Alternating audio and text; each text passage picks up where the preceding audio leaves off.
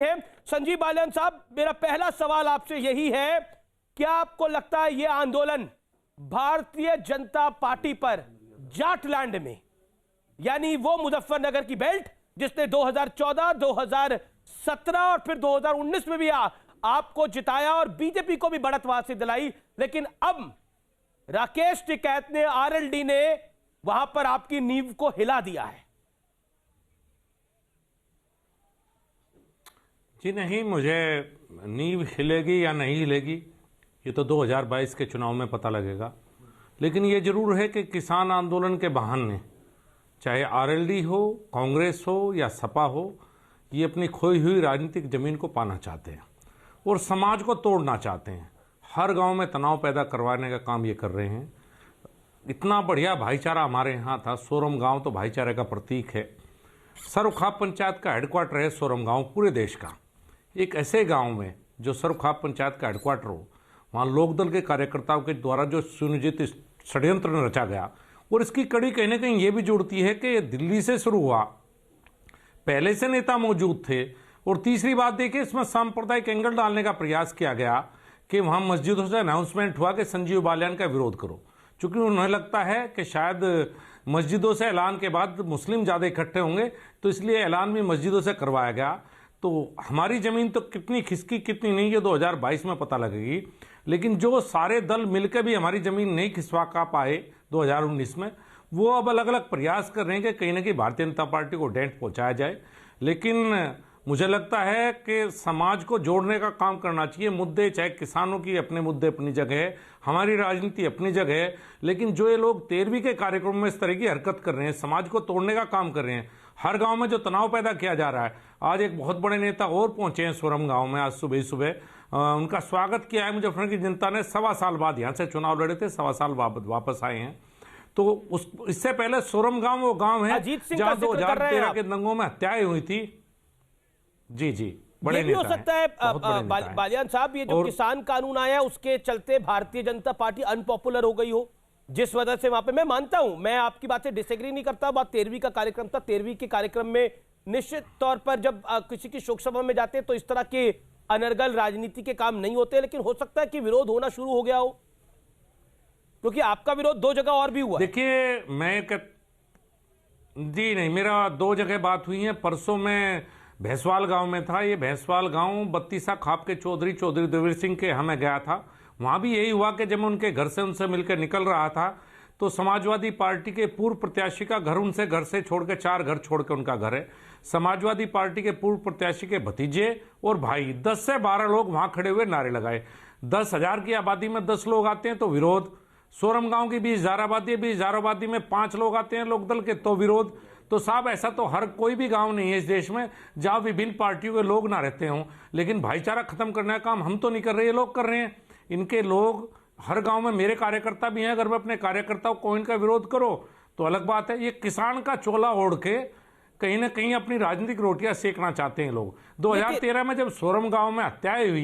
लेकिन बालियान साहब, आप तो खुद महापंचायतों के साथ जुड़े हुए हैं और इस जाट बेल्ट के बड़े नेता भी माने जाते हैं, केंद्र में मंत्री भी हैं।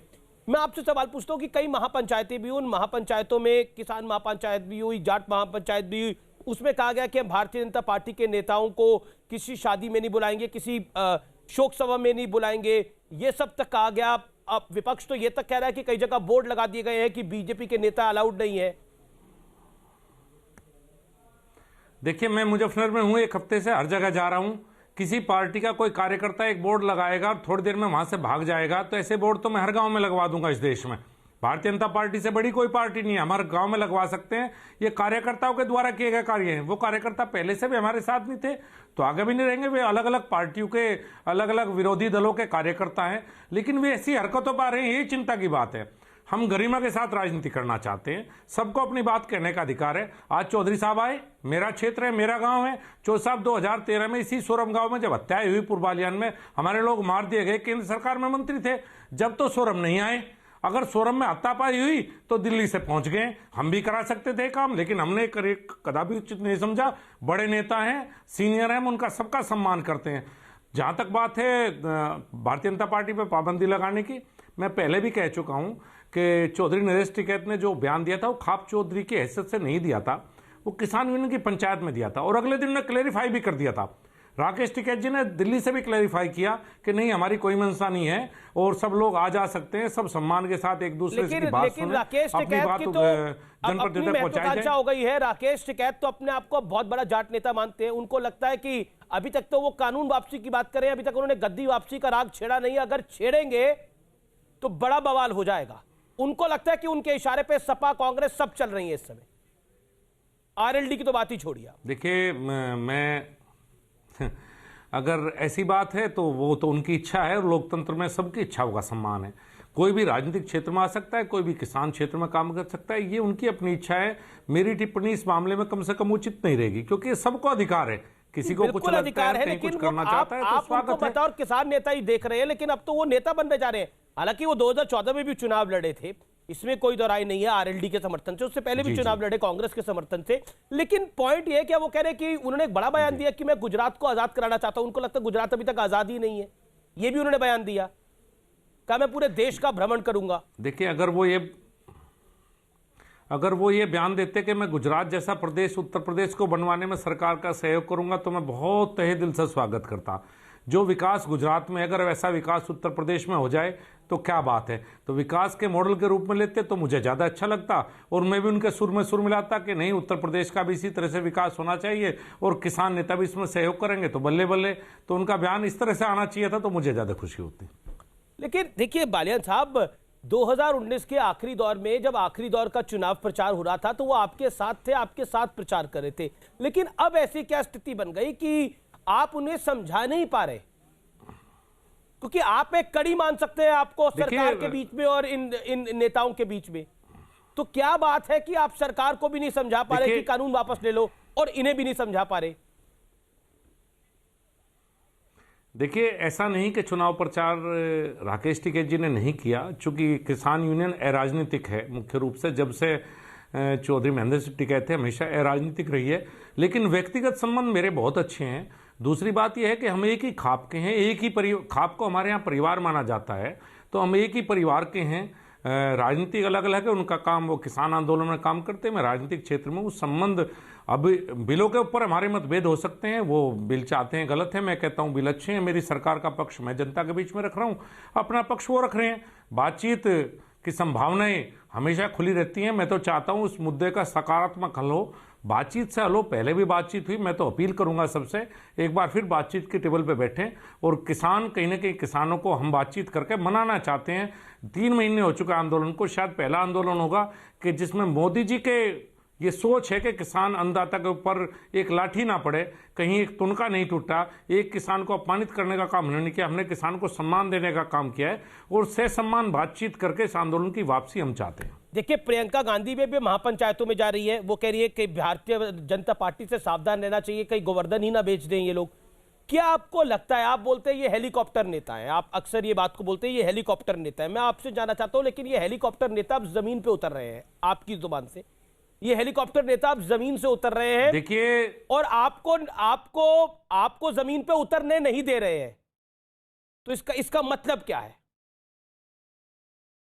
देखिए जी, प्रियंका जी बहुत बड़े किसान की पत्नी हैं। रॉबर्ट वाड्रा जी देश के बड़े किसान हैं। देश के प्रति, किसानों के प्रति चिंतित होने का उनका हक है, क्योंकि इस देश में सबसे बड़े पैसे वाला किसान उनका पति रॉबर्ट वाड्रा है। ये हेलीकॉप्टर नेता मैं इसलिए कहता हूं कि जब समय आता है, जैसे गिद्ध घूमते हैं, ये इस तरह से घूमते रहते हैं, और जब समय आता है ये उतरेंगे, एक रैली करेंगे और भाग जाएंगे। जनता की समस्याओं से कोई मतलब नहीं। ये जितनी पार्टियों के नेता हैं, ये जमीन कितने ही प्रयास कर लो, संजीव बालियान आज भी जमीन पे रहेगा, लेकिन ये लोग रैली करने के बाद कभी जनता की तरफ पीछे मुड़ के आज तक नहीं देखा। इनका रैली, इनका भीड़ मिले, मंच सजा मिले, 1 घंटा भाषण दिया, हेलीकॉप्टर में वापस चले गए। इसी हेलीकॉप्टर नेता है, जनता की समस्याओं से कोई सरोकारी नेताओं को नहीं है। चौधरी साहब भी आपको दिल्ली के हेलीकॉप्टर नेता दिखते हैं, चौधरी अजीत सिंह? देखिए, मैं तो स्वागत करूंगा। मेरे सामने चुनाव लड़े थे, 1.25 साल बाद आज आए हैं मुजफ्फरनगर में। मैंने तो हमेशा कहा है कि वो बड़े नेता हैं, वो चौधरी चरण सिंह के पुत्र हैं। मैं तो आज भी कहा कि मैं जो लोकदल के राष्ट्रीय उपाध्यक्ष हैं जयंत जी, वो चौधरी चरण सिंह के पौत्र हैं, उन्हें तो उनके नाम की वोट मिलेंगी। मैं तो, मेरे बाबा जी का नाम रिसाला था, रिसाल सिंह, रिसाला बोल देते हैं। भाई मेरे बाबा के नाम की वोट तो मुझे नहीं मिलेंगे, मैं तो काम करूंगा जनता के बीच में तो मुझे वोट मिलेगी। काश मेरे बाबा भी बड़े नेता होते और मुझे भी दिल्ली में हेलीकॉप्टर में बैठ के घूमने का मौका मिलता और हाथ हिलाने से वोट मिलते। आप तंज भी कस रहे हैं, लेकिन एक बात बताइए, इस समय आपको लगता है कि पश्चिमी उत्तर प्रदेश में जिस तरह से कांग्रेस का फोकस है, जमीन और समाजवादी पार्टी और आरएलडी का तो फोकस रहता ही है, आपकी जमीन खिसक रही है, इसका डर है आपको, पॉलिटिकल डर? देखिए जमीन खिसकने का कोई डर नहीं है, काम करना स्वभाव में शामिल है। भारतीय जनता पार्टी के कार्यकर्ता के तौर पे पहले भी काम करता हूं, अब और मेहनत कर रहा हूं, अपनी बात किसानों तक पहुंचा रहा हूं।